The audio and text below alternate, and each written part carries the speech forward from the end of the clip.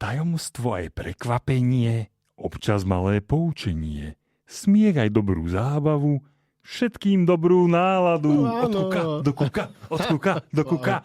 No čaute, no. Tak už asi viete, že o čom sa dneska budeme baviť. A možno, ak neviete, tak teda budeme sa baviť o Kukovi. A ak vám to príde totálny bizár, tak je to preto, že v kinách je film o Kukovi. Takže v kinách je totálny bizár. Áno. Film sa volá Kuko, Drobček a Raťafák znovu zasahujú. Presne tak. A my sme na tom s Ľubom obaja boli, no. A bol to teda 70-minútová jazda. Bola to veľká jazda, no. Na Drobčekovom fáre. Bola to veľká jazda. Ale ja som chcel povedať inak jeden koncept ešte pred jinglom. Koncept? No hovor. Koncept na film. No. Týmto sa prihováram zase jednému z režisérov. Tentokrát takému menej známemu, Kane Parsons, ktorý natočil Backrooms. A ja som mu týmto prihováram. Minule, keď sme mali hororový špeciál, tak naša kamarátka a aj vtedajšia hostka Simona Simča, tak povedala, že sa jej nepáčil antagonista v Backrooms.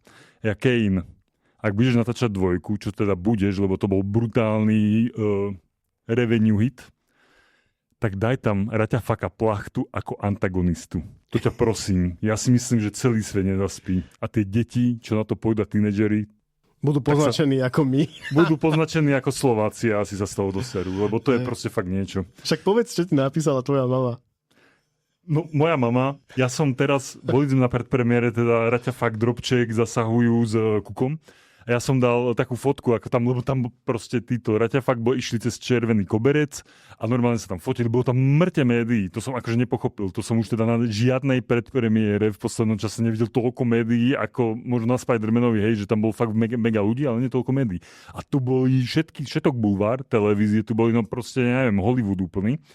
No a ja som odfotil Raťafáka, ako sa tam ponevieral a som to dal na náš Instagram. Niečo na tom filme je, inak máme Instagram, takže dajte follow.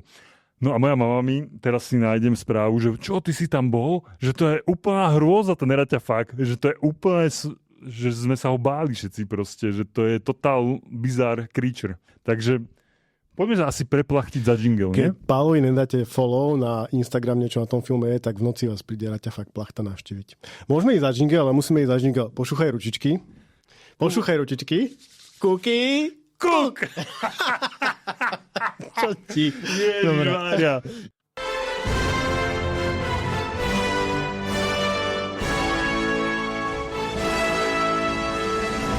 Niečo na tom filme je. Ježišmária, čauko, ja vás tu vítam aj s Ľubom. Ja som Paolo Knapkov, vedľa mňa sedí a pije práve vodu Ľubo Šulko a toto je teda naozaj špeciálny diel, lebo my sme práve boli, ešte pred 30 minútami sme sedeli v kine, čo to je? Zrkadlový haj. Zrkadlový haj, ale čo to je? To je vlastne Dom kultúry? Tak sme boli v Dome kultúry v Petržalke v Zrkadlovom háji na filme, teda ako sme už povedali, Raťafák, Drobček a Kuko vracajú úder. A teda bola to brutálna jazda. Nie, znovu zasahujú. To je dvojka. Pane Bože, no dobre, no. Takže prečo my sa bavíme v roku 2026? Vracajú úder, ty kokos. No, ale ideš, to by bolo dobré. Potom sa pobavíme, ale keby to išlo do tohto, že by niekoho zakilovali, tak to by bolo fajn. No neboli ďaleko od toho. Neboli to ďaleko, no. Neboli ďaleko od toho. Tvoje slova boli naozaj, že... Áno, sme sa bavili, že o čom to asi bude a dosť dobre sme trafili dve témy, akože wow, sme dobrí. Chcem povedať jednu vec, jak si hovoril o tom Backrooms, že je ten geniálna scéna, toto môžeme vyspelovať, to myslím aj v traileri, že sú na cintoríne a Raťafák sa bojí a Kuko hovorí, že ty sa bojíš? Že videl si sa niekedy v zrkadle? A to je presne to. Normálne som tam stretol akože bývalé kolegyne z Bulvaru a všetci, že Ježiš, keď som bol dieťa, tak preboha, že tieto bábky. To je mega. Všetci sme poznačení PTSD Raťafákom Plachtom a ešte, akože nebolo tam slnečko, ale aj to bolo malo nejaký taký... Malo tam také, že nejakú kameo tam malo. Hej, bolo? Hej, malo. No ale trošku to tak vysvetlím, že nám to na tej kole, že prečo my sa v 21. storočí na Slovensku v roku 2026 bavíme, keď teraz je Odysseus a Spider-Man v kinách a tam prekračujú tie miliardové milníky za chvíľu a aj aktuálne. Prečo my sa bavíme o nejakom Raťafákovi, Kukovi, Pukovi, no Pukovi nie, ale a o Drobčekovi, hej? Prečo sa o nich bavíme? No, prečo dvojica režisérov v roku 2026, Juraj Šlavka a Andrej Kolenčík, tak sa volajú? Tak prečo natočili takýto zvláštny crossover a tímovku by som to nazval. Je to taký slovenský Avengers, len to nie je teraz so superhrdinami, ale je to proste No proste s postavičkami, s mapetmi, s bábikami z našeho detstva, teda niekoho detstva a niekoho teda Matelko a Drobček, tak to sú také tie 70. 80. roky, no to nebolo úplne moje detstvo, ale moje detstvo, to je skôr tvoje detstvo, ale moje detstvo to bolo hlavne Raťafák a Kuko, no. A Kuko, keď sa povie Kuko, tak hneď sa to spojí aj s Patriciou Jariabkovou. Kokos, ja mám aj zimomriavky do...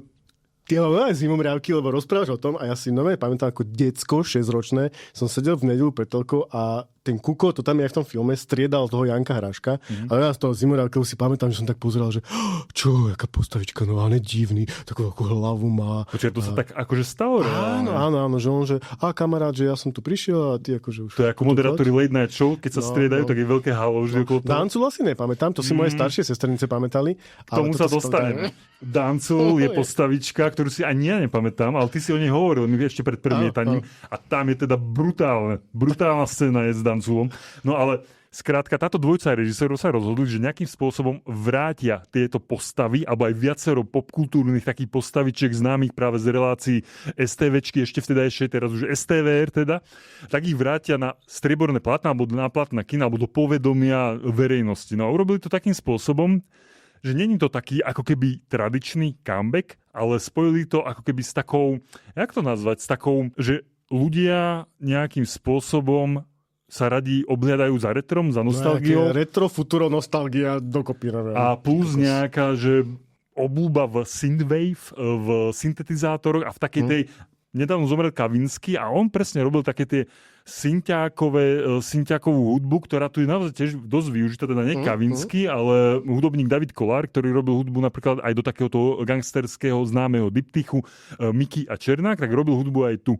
A plus napríklad tá hudobná stránka tu bola naozaj veľmi taká, by som povedal kľúčová, pretože tam napríklad vystupoval aj spevák alebo reper, neviem ako ho úplne nazvať, ale Vojtík, ktorý je taký ako keby známy detviansky muzikant a zástupca teda aj queer komunity, drag queen a teda zástupca LGBTIQ plus komunity. A tu prespieval, to nie je nejaký spoiler, lebo už vyšiel vlastne aj videoklip k tomu a prespieval pesničku Petra Naďa. Ako sa volala vlastne tá pesnička? Ty kokos, počkaj, však som to hľadal. No akože refren vieme. Refren vám zaspievame. Refren vám zaspievame na konci. Ale pesnička sa volá Poďme sa zachrániť. Aha, dobre, no tak to je logické. Áno. No tak skrátka Vojtík prespieval túto pesničku do takého veľmi melancholického barového šatu a to bolo napríklad skvelé. No a toto sa všetko snúbi v tomto filme a plus z nejakého dôvodu sa dvojica týchto režisérov rozhodli, že z toho urobia veľmi bizárny horor. Inak oni sú aj scenáristi toho obidvaja. Obidvaja sú aj scenáristi, OK, lebo o scenári sa budeme presne baviť. A že naozaj z toho urobili v prvej polovici veľmi zvláštny až experimentálny horor, lebo vôbec to nemá má to ten vibe tých relácií, ale oni to deformovali úplne tú nejakú estetiku, prevrátili to o 180 stupňov, na schvál poviem, že nie o 360, ako sa každý na tomto vždy pomýli. My nie. Každý, ktorý má menej ako 20. 40. No a oni toto celé tak sa nejako pohrali s tou formou a vznikol z toho, potom to vyliali z tej formy teda a vznikol z toho nejaký veľmi zvláštny, absurdný horor, ty koňov, lebo naozaj tam pracujú s tou atmosférou. Raťafák sa tam bojí na cintoríne. Využívajú tam aj naozaj veľmi takú hororovú, niekedy aj takú klišé, že hororovú naozaj na prvú tú hudbu, také tie zvukové efekty.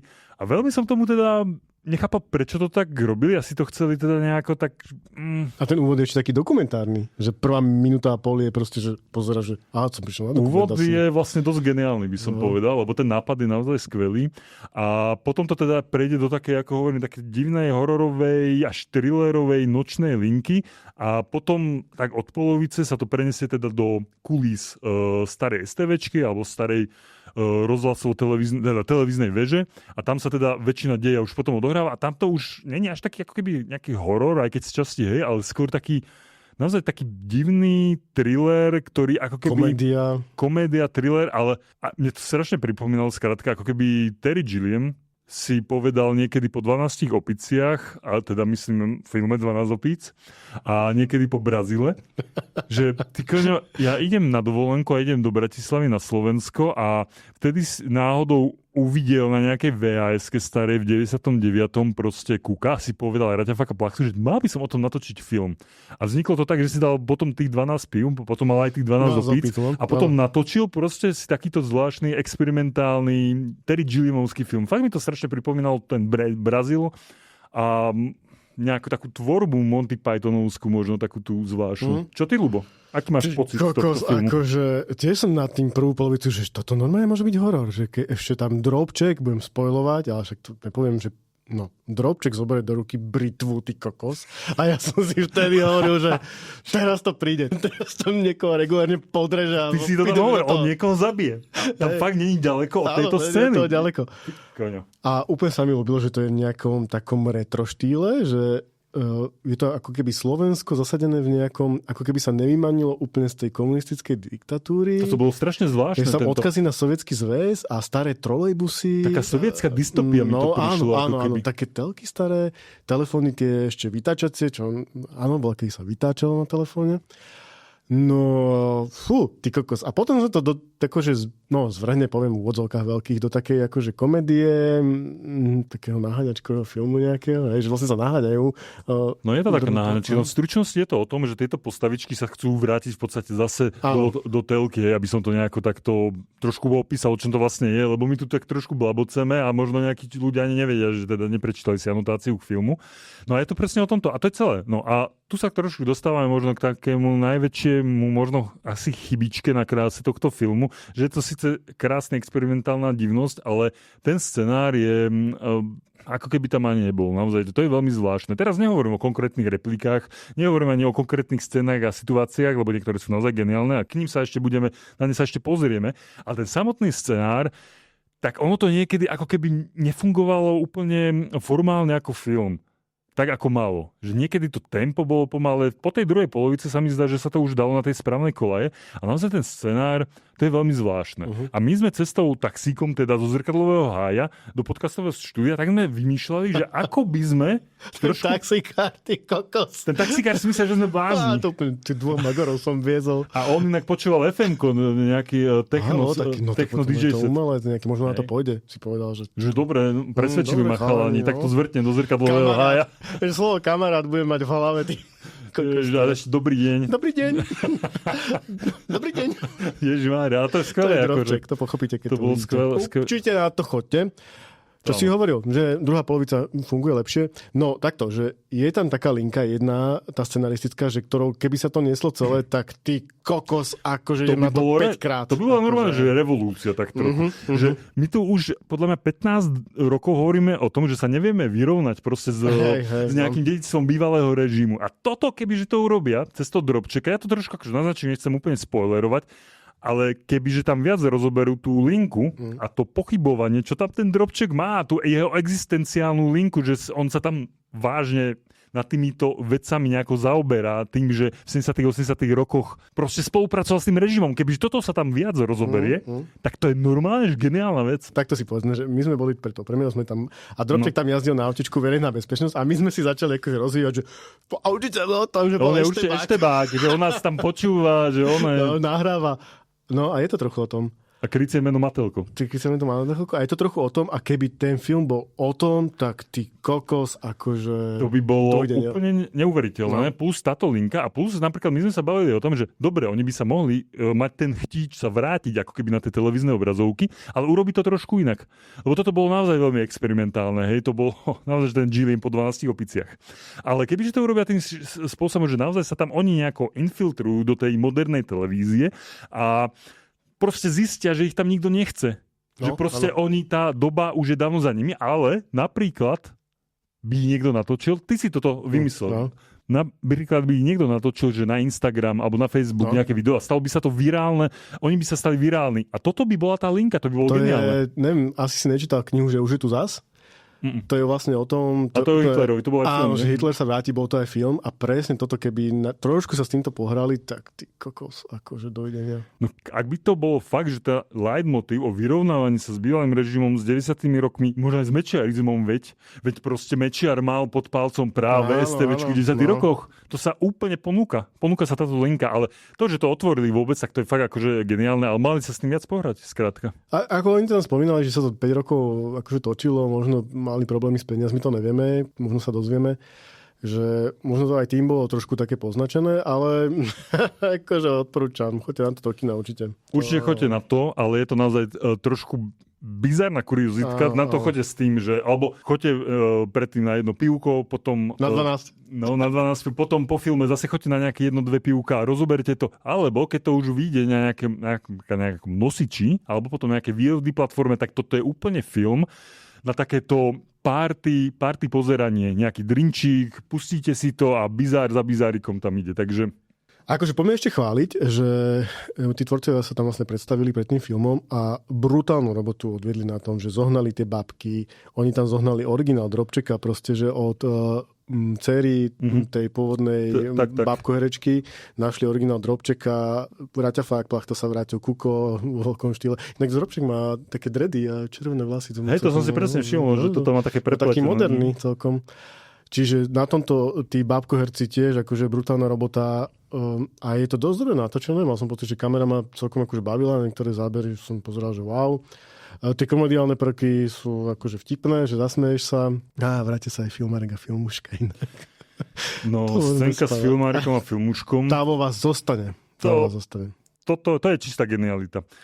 Hovorím, že geniálna vec je načrtnutie toho motívu s bývalým režimom a s socíkom. Ale akože individuálne, že scénka jedna, kde je filmárik a filmuška a je to ako keby odkaz na jeden veľmi známy kultový film, ktorý sme tu podľa mňa už viackrát spomínali. Tak to som sa normálne, inak to bolo divné, že my sme sa nahlas smiali a všetci okolo nás boli ticho. Prečo sa nesmiali? Čo to bolo? To sme divní? Alebo ja neviem. Ale to boli umelci, to tam boli ich kamaráti a umelci tu. Ale to je divné, však to boli všetko filmári skoro, nie? Však to ty kokos bol odkaz na najznámejšiu scénu z hororu, povedzme. No. A ešte tá akože meta toho úroveň do keľu. A filmárik a filmuška potom čo povedali? Tú hlášku, tak to chcem na tričko. To dáme si spraviť trička. To si spravil. Neviem, či si tam dáme Drobčeka, alebo si tam dáme alebo všetkých troch, ale... Tá hláška, to je brutál. OK, no.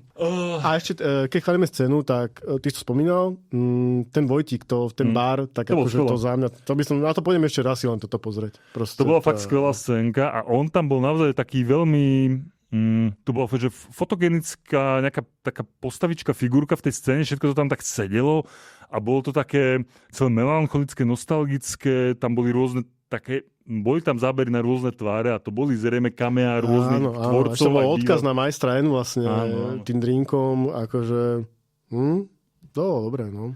A toto možno malá výtka, že práve toto, čo tam ten Vojtík mal túto svoju linku spevácku, tak oveľa viac tam mohlo byť, ja neviem, či skrátka nemali na autorské práva možno, alebo ja neviem, čím to bolo, ale viac, skrátka, takýchto nostalgických retro pesničiek pri viacerých scénách, tak podľa mňa by to tomu vôbec neuškodilo. Keby ten drink v tom bare nemiešal, tam bol Gordulič, ale Peter Nat, ty kokos.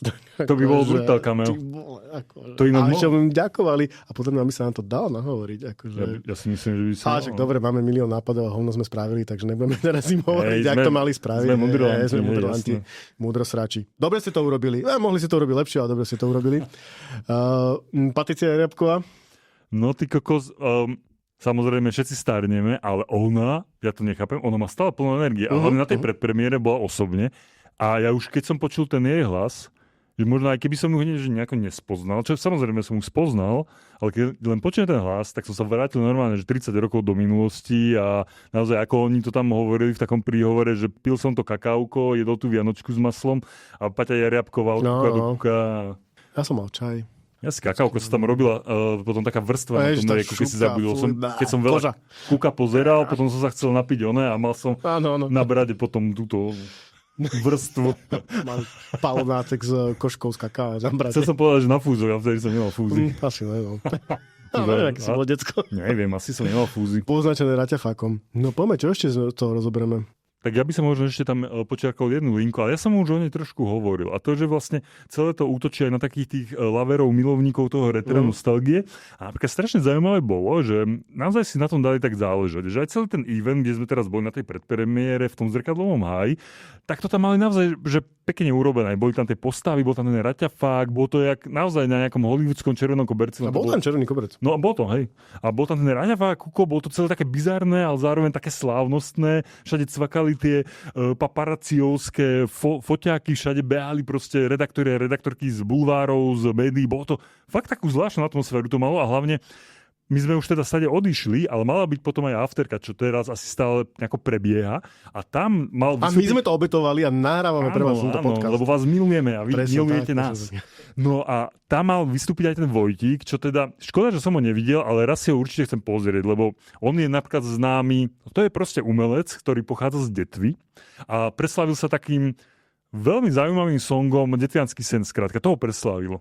A on je teda, ako som povedal, tak on je zastupca LGBT komunity a queer komunity a je akože drag queen a nejakým spôsobom, on je taký popularizista tieto transkultúry, ak to tak môžeme nejako, alebo queer kultúry. A proste, keď toto on robil v Detve, tak klobúk dole, akože. Klobúk dole, lebo to je proste. Ja som bol 2-krát v Detve, ty si hovoríš, že 3-krát, nie? A to je, akože, nechcem uraziť nejak ani Detvu, ani Detvancov, ale je to taký veľmi rázovitý región. Irečitý, trošku industriálny Pánu Bohu za kraj. chrbtom trošku, no. Čo? Pánu Bohu za chrbtom trochu. Hej, a hlavne. Ako nemyslím tu zlom, hej, ale. Ja si to tak pamätám, že to bol taký ten trochu také mečiarovské mesto. Že tam bol hotel, v ktorom som inak aj spal. Volal sa Detva? Áno, je to myslím, že to. Hej. A myslím, že hej, ak nie, tak sa ospravedlňujeme všetkým HZDS-ákom, čo tam chodili na stranické konferencie. Oni sa tam robili tieto konferencie, hej, a tak. A proste tento Vojtík tam nejak takto prerazil z Detvy, akože do Slovenska, možno aj za hranice, tak to je fakt chválihodné. Ja som bol raz v Detve a bol som práve v tomto hoteli Detva a bol som vtedy, aj teraz som novinár a vtedy som robil investigatívne témy a vtedy som riešil, že sa z mestského skladu sa kradne štrk. No. To musím povedať. A to je normálne, že to vyšiel článok. No? To nájdeš ešte v médiách. Nájdete to. Že kradne sa štrk. Mne dal tip, proste dostal som tip a auditor mi dal svoju správu, ktorý to tam proste kontroloval, to bol nejaký mestský kontrolór. A ja som skrátka zistil, on mi povedal, že sa kradne ten štrk. Že niekto odváža na mestských Tatrovkách ten štrk. Len proste pointa bola, že tie mestské Tatrovky mali GPS už. A takže si videl, kam všade smerovali a smerovali väčšinou do tých, nazvieme to tak veľmi korektne, do tých vyšších poschodí politických, regionálnej politiky a zastupcov v meste. Nie všetkých, ale čiastočne. A ja som tam prišiel do toho hotelu Detva. Ty vole, ten inventár, interiér, exteriér, to vyzeralo jak v 95. A ja len poviem, aby to nebolo o mojej návšteve Detvy, ale ja si len pamätám z Detvy jeden taký moment a to, že asi o 9. mi zavolal môj zdroj, že mám výjsť pred hotel a že on nikdy. A on ma bude čakať v aute. Ježiši. A ja, že dobre. A ja som povedal môjmu fotografovi, ak sa neozvem do 10 minút, tak volaj políciu. A tvoj fotograf bol Raťafák Plachta. Nebol to Raťafák Plachta, ale ty ho poznáš, podľa mňa, tiež. Aha, dobre, viem. Taký postarší. No, ale počkaj. No oni ma odviezli potom do takej detvianskej kaviárne. Oni ma odviezli do nejakej detvianskej kaviárne. Starbucks, myslím. Ktorá bola, ale to bola krčma normálne, bola totálne zafajčená. Aha. A ten týpek mi povedal, že choď tam dozadu. A ja som išiel dozadu, otvoril som taký salón a tam v kožených kreslách sedeli 3 ľudia. Proste to boli zdroje nejaké z mesta. A iba, tak poďte dnu a ja iba, ty vole, ja tu dneska umrem. Zatiaľ čauko. No a preto hovorím, že Vojtík musel ma teda byť statočný, aby v tomto kraji aby prerazil. A to bola len taká odbočka, ale on si to podľa mňa zaslúži. Však on je, akože to, že je taký talentovaný, tak už ukázal, že má ten talent a že vie zaujať svojou tvorbou. A druhá vec je, že ja som vlastne odbočil od toho, že ten event, tak na tom evente napríklad ešte vystúpil taký, on je tiež môj inak kamarát známy, sa volá, že Computer Boy, sa volá, že Artur Reniak, on je komiksový autor a zároveň robí aj takú, je aj DJom, hej. A presne on ide na takej tej vlne, takej tej nostalgie, retro, synthwave, presne, že Kavinsky a tieto veci, no. A to sa mi páči, že to na seba viaže, takou nejakou filmárskou, slovenskou gravitačnou silou na seba viaže, skrátka tento film, tieto trendy a fenomény, ktoré sú v podstate teraz ako keby moderné, tým moderné myslím, že sa k tomu vraciame, hej. A oni to nejako predkali práve do tohto trošku bizarného filmíku. A to sa mi páči. Páči sa mi ten úmysel. Takže za to dávam palec hore určite. No ja mám otázku, že čo si myslíš, či to bude úspešné? Lebo takto minule sme sa tu bavili, ty kokos zo Spider-Manovi, ja som tu mudroval, že 2 miliardy asi nezoberá. Už mám miliardu v kapse, takže asi si mal ty pravdu. A čo si myslíš o tomto? No pre mňa je vždy lakmusovým papierikom a to aj pri tom Spider-Manovi sa mi to ako keby ukázalo, že naozaj tie predpremiérové sály alebo tie prvé naozaj počas toho otváracieho víkendu, že ako vyzerajú tie sály. Alebo keď ja idem na tú predpremiéru, že ako je naladená ten dav. Lebo niekedy idem a je to také akože nuda, neviem čo. Niekedy to je také, že to tam úplne vrie. Na tom Spider-Manovi, ako som minule hovoril, tam som bol v mori tínedžeriek, som tam sedel okolo mňa, bolo naozaj strašne veľa mladých ľudí a všetci tam švitorili a boli z toho úplne smiali sa, boli dojatí a malo to takú nejakú energiu. A mne sa zdá, že tento Kuko, ak sa to správne mediálne podchytí, tak by to mohlo trošku preraziť, čo sa týka diváckosťou a tržbami. Ale nehovorím, je to fakt veľký bizár. Akože. Ale ak to podchytí sa napríklad v tom bulvári, čo tam bol strašne veľa zástupcov médií bulváru, že Paťa Jariabková, Kuko a že proste návrat týchto ako keby neviem, hrdinov nášho detstva, tak ja si myslím, že na tej nostalgii sa dá niečo aj v úvodzok aj vyrižovať. Lebo nostalgia je silná, ako keby prírodná sila. Že toto môže mať silu. Však moja bývalá kolegyňa, ktorá tam bola za plus jeden deň, tak ona točila nejaké videá a predtým mi ukazovala, že aký má dosah, tak ty kokos, akože Raťa fakt bude mať dneska večer, akože dosť dobrý dosah. A to nebola sama, hej, že boli tam ďalší, takže no, aj na našom Instagrame vlastne, vidíš, má dosah asi na 100 ľudí. podporíme. No určite tam ešte zverejním nejaké videjka, lebo ja som točil, ale to úplne bolo vidno, že samozrejme neviem, aký tam bol guest list, kto tam bol napozývaný, tak ale tam boli mladí ľudia, tam boli teda naozaj tí ľudia, ktorí tam nejakým spôsobom, že boli ako keby zastupcovia tej generácie, čo aj účinkovala v týchto shows televíznych, tak tí tam boli, hej, ale boli tam strašne veľa mladých ľudí, gotikov, rôznych takýchto synthwave priaznivcov. Bolo na nich vidno, že proste nejakým spôsobom si na tom idú totálne, na tejto popkultúre a subkultúre. A inak, chceš povedať niečo? Kamea chcem potom povedať. No, ja som to... Presne som chcel povedať Kamea. No. Tak daj jedno kameo. No, to bol, on sa volá Plesník, ten redaktor. Ja teraz ospravedlňujem sa. Z STVčky on tam má kameo, že vysiela správy a hovorí a mu tam prejdú. Potom je tam duel, moderátor, čo sa inak nakrúca úplne inde. To vôbec sa nakrúca v STVčke, to má štúdio. Som tam niečo riešil, takže viem. Však aj toto sa možno nakrúca. Áno, jasné, že to je úplne inde, ale toto bolo akože geniálne, ak sa s týmto vyhrali. Iveta Malachovská tam má kameo s dámskym klubom. To bolo super. No. Tieto popkultúrne odkazy, to bolo fakt skvelé. A že ja viem, že takto mudrujeme spoza mikrofónov, ale kebyže tam toho trošku ešte viac, týchto takých, toho hrania sa s týmto popkultúrou, s tým televíznym odkazom, s nostalgiou, akože samozrejme, že to celé je o nostalgii. Športový komentátor, alebo čo ty... alebo počasie, športový komentátor a ten duel bol... nie je to spoiler, či? Ne, ale to je však normálne, že... A to, nechcem povedať vykradačka, ale... No, tu sú akože dve postavy, nebudeme hovoriť, ktoré? Milan a to mi pripomenulo účastníci zájazdu Karel a Karel. Ale tá scéna bola geniálna. Vieš toto akože, ty kokos... Nejdem to spoilerovať? Ne, nebudem to. Dobre, nebudem to. Tá scéna bola geniálna. Tá scéna bola geniálna, fakt. To si hovorím, že... Lebo už sme asi tak 2-3 geniálne scény vymenovali. Kebyže ešte ich rozvinú trochu. No. A táto nie. Táto akože podľa mňa, že tak, jak to bolo... Toto úplne. A plus také, teraz také intelektuálne cameo dá. A to, že bola tam taká postava, že dokumentaristu, ktorý spovedá celý film Paťu Jariabkovú. Ne, počkaj, nie. On iba prvých 15 sekúnd už povedá a potom... No a aj. A tak to už nespoilerujme. No on skrátka tam robí nejakú činnosť, hej. A tento pán, tak on sa volá Miroslav Ullmann a on je vlastne zamestnanec Slovenského filmového ústavu a každý rok od roku 2003 vypracúva taký dokument, ktorý sa volá Správa o slovenskej audiovízii. A tam popisuje, čo a ako sa na Slovensku a v slovenskej kinematografii vyvíja, akým smerom, komentuje tam audiovizuálny fond, tržby filmov a tak ďalej, ktoré filmy skrátka sú tie jednotky.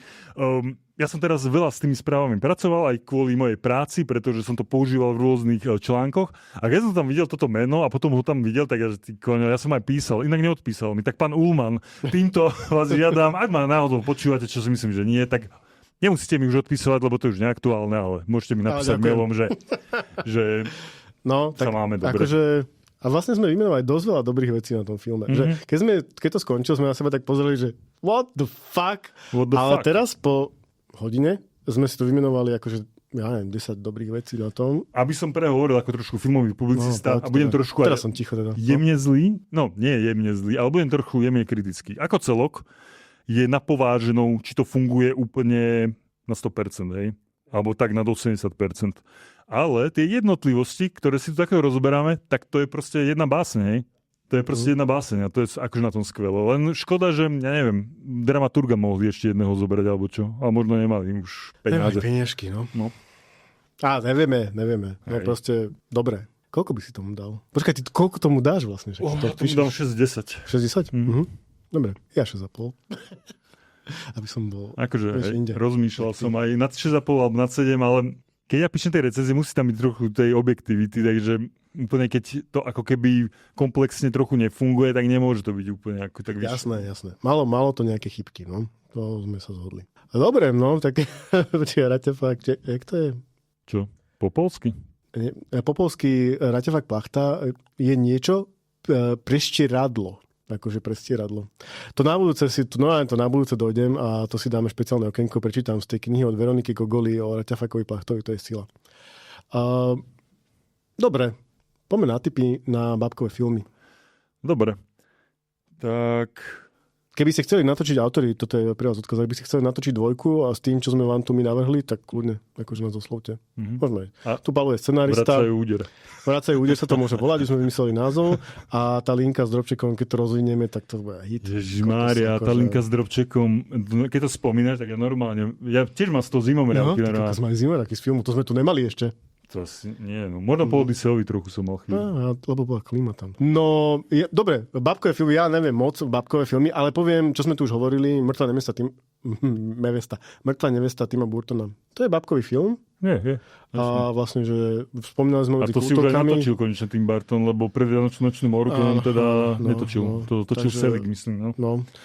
Tak daj ty niečo. No, tak ja odporúčam určite film Labyrint s Davidom Bowiem, ktorý je ako keby čiastočne bábkový. Je to vlastne taký bábkovo hraný muzikál, to tak nazvime, kde hlavná nejaká hrdinka, nejaké dievča, tak sa dostane do takého bájneho, nejakého goblinského sveta, ktorému kráľuje práve David Bowie a má tam niekoľko naozaj geniálnych speváckých čísel, takže odporúčam toto. David, no, chýbaš nám. A samozrejme ešte také klasiky sú ako Dark Crystal, to sú také akože naozaj legendárne, skrátka legendárne babkové filmy. A toto síce asi nie je úplne babkové, ale keď už spomínam slovo legendárny, tak film Legenda s Tomom Cruisom, a to je Ridley Scott, to je? To neviem, ale ten film som videl ako detsko 15 krát. Tak ten film, tam neviem, či sú až tak bábky, alebo skôr masky, ale trošku mi to ten Dark Crystal, ten labyrint pripomína. Počkaj, čo boli? To sú také tieto... večerničky boli nejaké bábkové, no? Tie české. Kšemínek, Vochomúrka a títo dvaja, bože, jak sa volali? Jak sa volali najznámejšie české bábky? Ty si Čech polovičný. Najznámejšie? Ten tatko s tým... Áno, Hurvínek. Spejbl a Hurvínek, no. Ty si Čech. Povedz Spejbl. Fuj. Ty musíš vedieť, jak sa volá Spejbl a Hurvínek. Počkej, ja si tú legendu pozerám a je to teda... je to Ridley Scott, samozrejme. A ja som pozeral pár filmov so synom. Valá za gromit. To sú tiež babky. No jasne, to je skvelé. To je výborné. Valá za gromit, to je Nick Park, sa mi zdá, že sa volá. Ja neviem. Ale to je akože jedno, ale však napríklad Slepačí úvod, samozrejme, a to sú tiež akože výborné takéto babkové filmy. Ale no, hej. aké je to brané ako bábky, no neviem, kde je hranica medzi bábkou a potom takouto, ako keby nejakou praktickou animáciou. Dobre, máme tipy. A ešte toto sa chcem opýtať, že táto retrovlna, máš ty niečo, čo by si vyťahol z tej kultúry nejakých 70. asi ťažko, 80. 90. rokov, také československé, čo by si ešte vyťahol? Chcel by si, aby sa to vrátilo? Československé? No, v nejakej podobe. Ty môžeš viac českej, keďže si polovičný Čech. A ty vieš? Akože by tam Čumarek a Filmuška. Ja by som chcel normálne, že dajte im ešte oný spin-off. A Kotuče DM, to sú naše? To boli československé? To bolo, myslím, že hej, že áno. No aj títo, Harvey Pino a všetci títo, čo tam boli. Ja by som chcel, aby sa vrátilo. Ale to už je také akože late 90s. Politická satíra, kamarát. Politická satíra a to súvisí aj s babkoherectvom, lebo vtedy však... Kamarát. V tom zasratom filme. Ježiš, slovo kamarát. A ešte, keď ja budem niekoho zdraviť dobrý deň, tak sa vo mne prebuď môj vnútorný drobček. Nech to znie akokoľvek divne. No toto, že telecvoking, ale predtým proste skrátka táto partia, tak oni robili, že Rastio Píško, tak oni robili... Jaro Filip, tak robili politickú satíru, ale pomocou bábok a takých týchto bábkových No to vecí. bolo akože strašne silné aj v rozhlase. Bývalo v nedeľu nejako okolo obeda. Si pamätám, že som to doma počúval pred obedom. Veľmi silná akože politická satíra, dobrá, ktorá potom musela odísť zo Slovenského rozhlasu a prijal Radio Twist. A no toto, tak skrúcaný noga, akože, ktorí teraz majú trošku takú, že sa objavujú častejšie a častejšie. Majú comeback, no. No inak, ty kokos, dobre, to dám ako kultúrny typ potom niečo. To sa volalo List premiérovi? Alebo ako sa to volalo? To bola jedna časť toho, hej, že áno, to prása, neviem čo, bolo vtipné. No. Ale to niekedy inak, keď si pozriete, že napríklad na YouTube alebo niekde na internete zoženiete, že nejakú časť telecvokingu, tak to sú boli fakt akože načasové veci, že... Teraz vyskočilo jedno video, sa objavilo, kde riešia toho politika, že niečo spravil a on, že nie. Akože to, čo bolo veľký sranda, je teraz úplne normálny štýl komunikácie. No to, čo vtedy musel byť totálne prepálený bizar, až vtip, tak teraz normálne to našlo svoju realitu v časopriestore. Je to úplne normálne. No čo, tak dáme už finálny tip? No, tak sme rozobrali všetko asi. Bola to príjemná nostalgia. Akože v niečom. Aj tá hodinka predtým bola fajn. S Kukom, Drobčekom a kamarát. Ty si dal pozničku, nie? Čiže to bolo? Áno, no. Asi tam... Preto to bolo akože viac fajn, hej? A spomínal som na bulvárne časy, no. Bola to nostalgia so všetkým. A ten Raťa fakt bol taký arogantný. To sa mi páčilo. Hej, to bolo dobré, no. Čo? Čo chceš? Tu sa pozri, čo chceš? A on bol jak normálny človek, ktorý je chuj. To sa mi páčilo, akože. No. Že a my tie vlasy mi tak viali. Čo? Kuko bol Kuko being Kuko, hej, že... Kuko a traja herci tam toto a Drobček bol podozrivý. Drobček bol, on tam stále chodil na tom autičku s nápisom verejná bezpečnosť a bol to úplne, že tu niečo nehrá, že ten chlapec není čistý, že on isto bude mať v nejakých archívoch ty kokos nejaký zárez. Bolo to tak? Krycie meno Matelko, no. Starý malý eštebáčik. No poďme teda na tie finálne tipy. Dobre, môžem ja. Teda keď sme spomenuli Noga skrúcaný, Miro Noga má také divadelné predstavenie. Volá sa, že všetky úžasné veci a hrá sa to v maličkom divadle, ktoré je pri rozhlase a pri MBSK, taká schovaná budova, to akože ledva nájdeš, vie to vedľa takého šenku. A Ticho a spol sa to volá a všetky úžasné veci. Ticho a spol? No. Ja som písal sa rok 2015-16 a ja som vtedy chodil skoro na každé predstavenie Ticho a spol. Lebo ja som im písal recenzie. No, 2019 začalo toto predstavenie. Si to zmeškal. To je to fakt, že komorná vec, taká iba pre Nogu napísaná, no nenapísaná, to napísal niekto iný, ale on to hrá geniálne a keď dobre sedíš v tom divadle, že dobre sadneš, čo ja si vždycky dobre sadnem, tak si zahráš v tom predstavení, čo sa mne podarilo. Takže odporúčam. Vlastne si tam zahrá skoro každý, kto tam ide. No, je geniálne. A má to taký koniec, to predstavenie, že to ti odpalí dekel. Akože to je fakt dobré. Tak konečne odporúčam niečo iné ako knihu. Dobre, som rád. Ja som bol asi na jednom divadle len s Nogom. V živote. Ja. Ale málo chodím do divadla. Akože. Hey, teraz som spomínal, lebo mne sa zdá, že Blaho Uhlár, taký geniálny divadelný režisér, že on mal niečo s týmito Marisami, s tým Jankom Hraškom a ešte to Poďte s nami. Že on tam nejako spolupracoval. A možno sa mýlim, len to meno mi nejak stále ide okolo toho. No.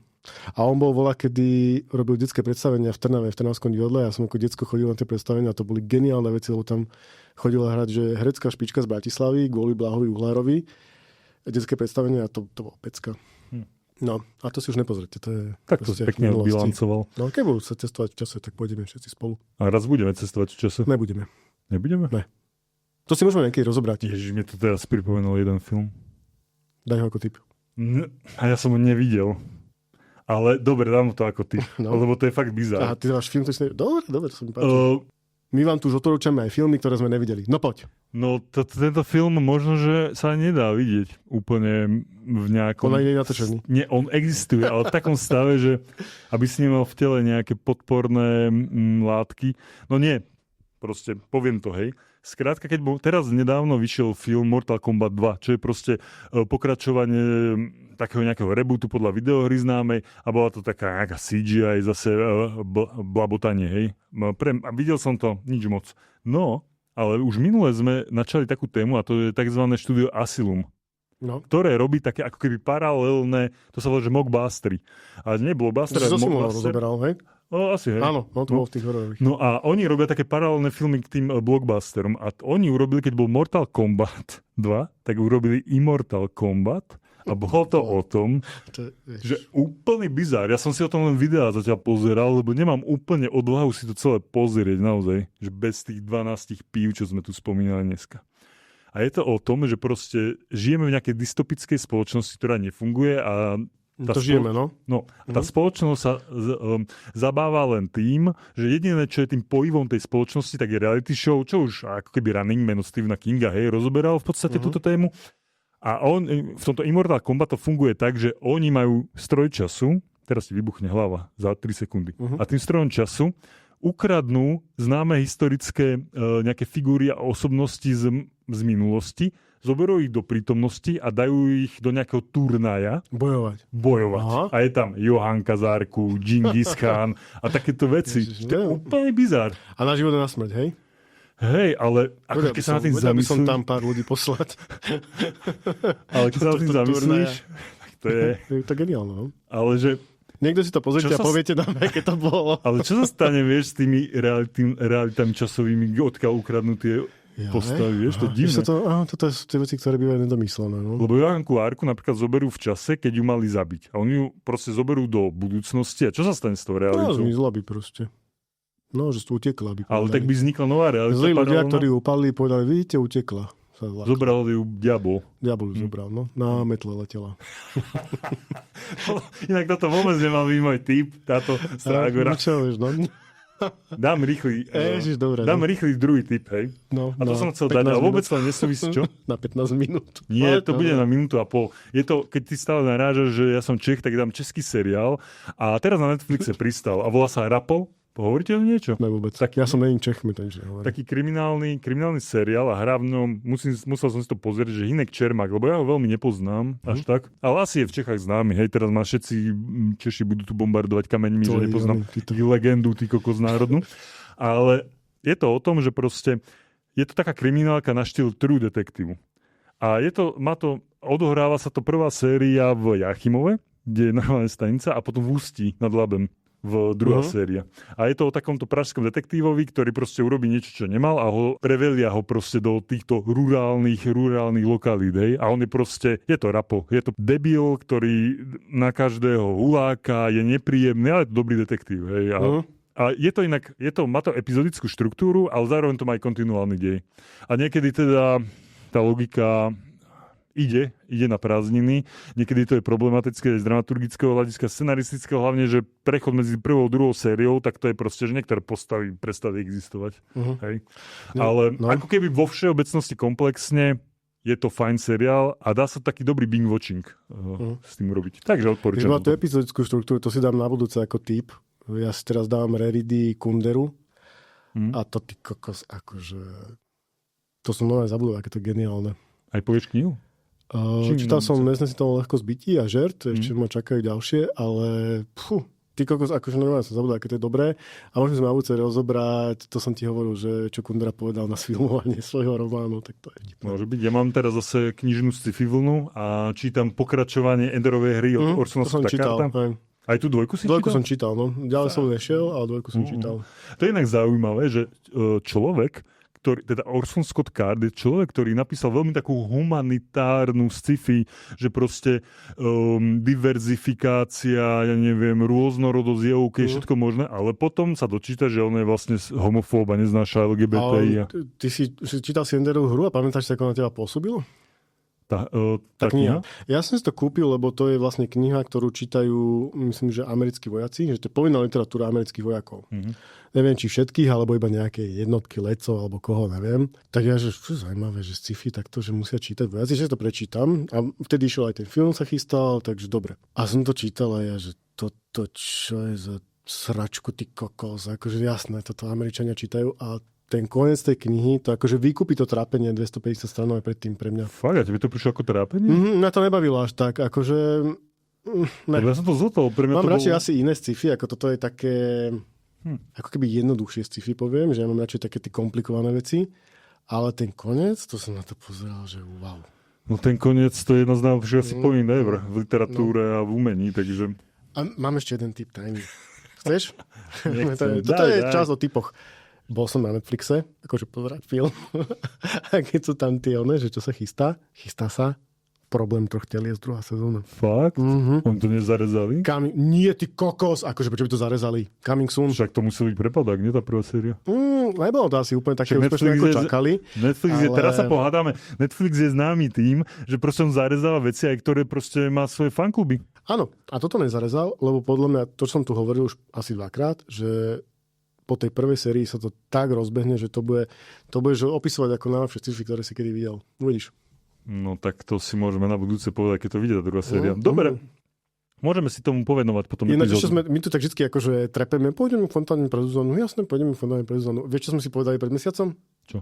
Do mesiaca si prečítame Odiseu. To si ty povedal. Ty si nepovedal, že nie. Lebo som bol zaskočený. Doteraz som zaskočený. Ty si povedal, že Paolo si prečítal Homera. A ja, že... No minule som si na to spomenul a povedal som si, že dúfam, že na to, že si zabudol. Už trepeme, sme na konci, musíme už ísť do finále. No, dobre. Tak. A nie, môžeme ďalej trepať. Ale nie, teda, tak ďakujeme, že ste počúvali. Dúfam, že pôjdete na Kuka do kina, Raťa Faka aj Drobčeka. A naladte si nás na všetkých platformách podcastových, ako napríklad Spotify podcasty, Apple podcasty, ale aj na Instagrame a na YouTube. Takže ja vás zdravím. Čauko. Počkaj. Čo zasa? Ty kokos, jaké čauko? Máš zaspievať. Jaj!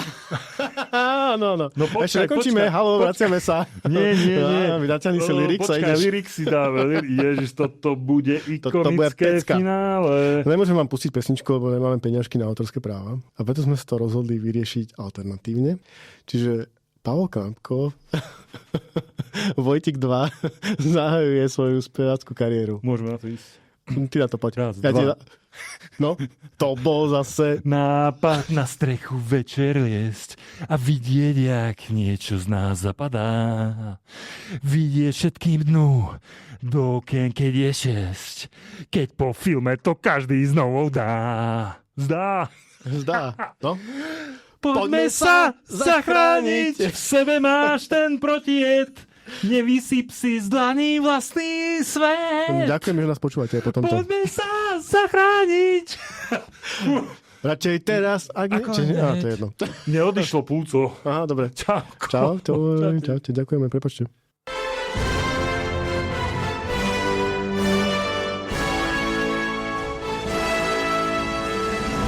Niečo na tom filme je.